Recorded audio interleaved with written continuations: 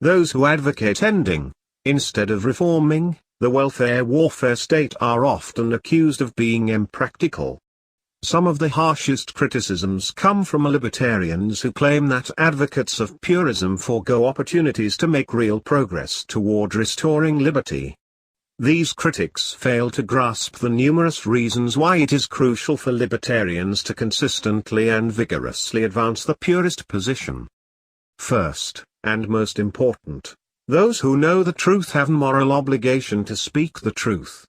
People who understand the need for drastic changes in foreign, domestic, and, especially, monetary policy should not pretend that a little tinkering will fix our problems.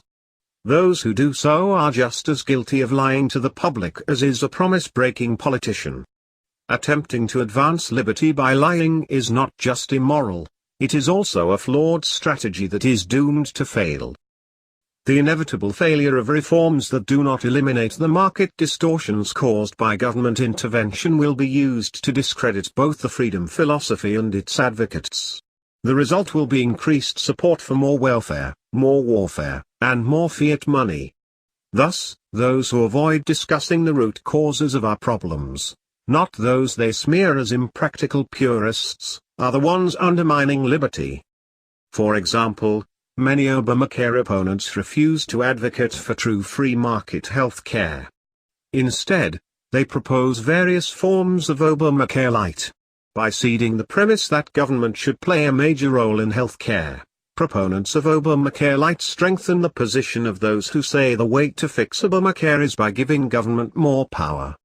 Thus, Obamacare Light supporters are inadvertently advancing the cause of socialized medicine. The only way to ensure that Obamacare is not replaced by something worse is to unapologetically promote true free market health care.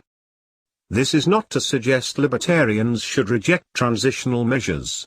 A gradual transition is the best way to achieve liberty without causing massive social and economic disruptions. However, we must only settle for compromises that actually move us in the right direction. So we should reject a compromise budget that only increases spending by 80%. In contrast, a budget that actually reduces spending by 20% would be a positive step forward. Those who advocate a so-called extreme position can often move the center of political debate closer to the pure libertarian position. This can actually increase the likelihood of taking real, if small, steps toward liberty. More importantly, the best way to ensure that we never achieve real liberty is for libertarians to shy away from making the case for the free society. Sometimes ideological movements are able to turn yesterday's fringe ideas into today's mainstream position.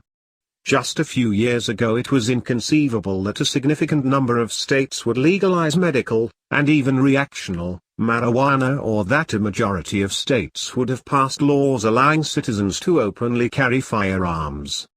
The success of these issues is not due to sudden changes in public opinion, but to years of hard work by principled advocates and activists. The ever-growing number of Americans who are joining the liberty movement are not interested in reforming the welfare warfare state. They also have no interest in fixing the Federal Reserve via rules-based monetary policy. Instead, this movement is dedicated to auditing, then ending, the Fed and stopping the government from trying to run the economy, run the world, and run our lives. If this movement refuses to compromise its principles, we may succeed in restoring a society of liberty, peace, and prosperity in our lifetime.